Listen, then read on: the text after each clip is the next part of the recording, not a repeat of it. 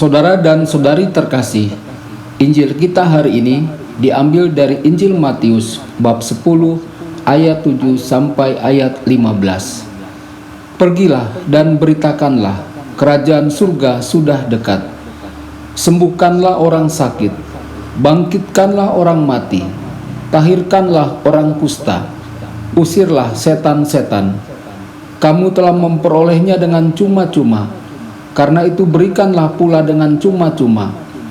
Janganlah kamu membawa emas atau perak atau tembaga dalam ikat pinggangmu. Janganlah kamu membawa bekal dalam perjalanan. Janganlah kamu membawa baju dua helai, kasut atau tongkat, sebab seorang pekerja patut mendapat upahnya. Apabila kamu masuk kota atau desa, carilah di situ seorang yang layak dan tinggallah padanya sampai kamu berangkat.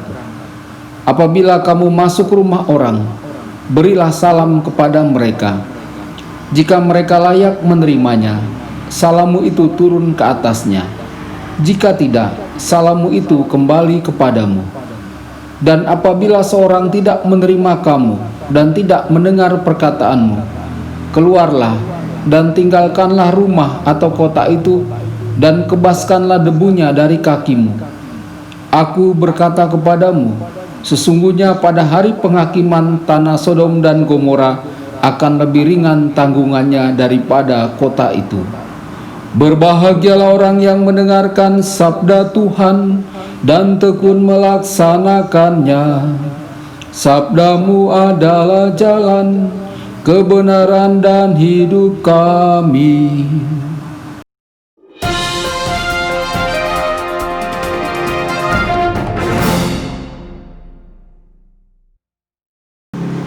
Saudara dan saudari terkasih dimanapun Anda berada, jumpa lagi dengan saya Romo Tedens dalam saluran Warta Kabar Sukacita. Semoga Anda semua tetap sehat dan berbahagia. Saudara dan saudari, Injil hari ini diambil dari Injil Matius bab 10 ayat 7 sampai ayat 15. Injil hari ini menyajikan bagian kedua dari pengutusan para murid Yesus. Injil sebelumnya, Yesus mengarahkan para murid untuk bermisi ke domba Israel yang hilang. Hari ini kita melihat petunjuk konkret Yesus untuk melaksanakan misi itu bagi para muridnya. Ayat 7. Tujuan dari misi adalah untuk mewujudkan kehadiran kerajaan Allah. Pergilah dan wartakanlah, kerajaan surga sudah dekat. Ini merupakan pembaharuan yang dibawa Yesus kepada kita. Bagi orang Yahudi, kedatangan kerajaan Allah bergantung pada upaya mereka. Sementara itu bagi orang Farisi, kerajaan Allah akan datang bila hukum Taurat dilaksanakan secara sempurna. Saudara dan saudari, Yesus punya cara pikir yang berbeda dalam melihat kehidupan. Yesus mengatakan, waktunya telah tiba. Kerajaan Allah sudah ada di antara kita, ada di tengah-tengah kita, namun mereka tidak memahaminya. Kerajaan Allah hadir dalam diri Yesus yang hadir di tengah-tengah kaum miskin. Lalu ayat 8, tanda kehadiran kerajaan Allah. Tanda kehadiran kerajaan Allah adalah menerima mereka yang tersingkirkan.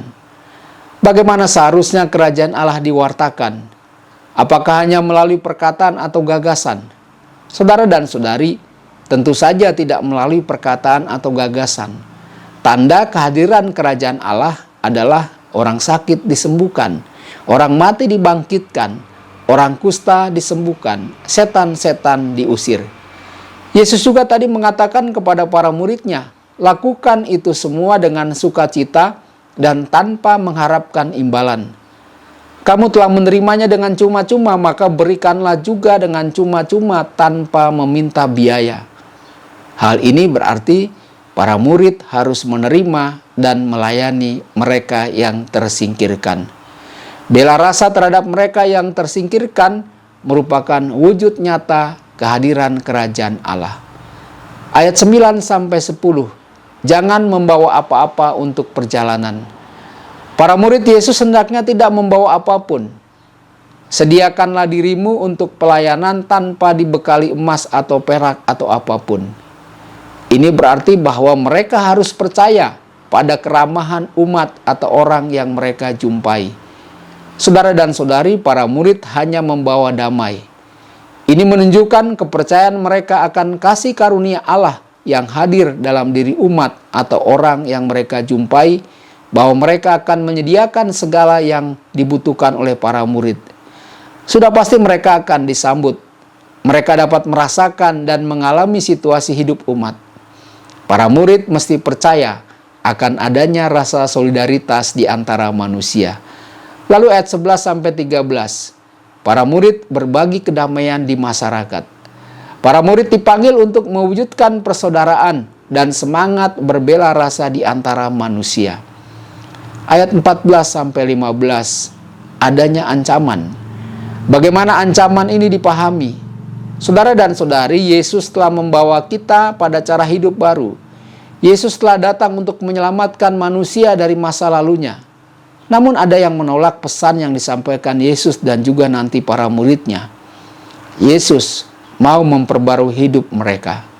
Saudara dan saudari, mari kita hidupi iman kita, mulai dalam keluarga kita masing-masing, dalam kehidupan menggereja kita, mulai dari tingkat lingkungan, stasi, dan paroki, dan juga kita menjadi garam dan terang bagi masyarakat di sekitar kita. Tuhan Yesus memberkati Anda semua. Sabda Allah adalah kebenaran.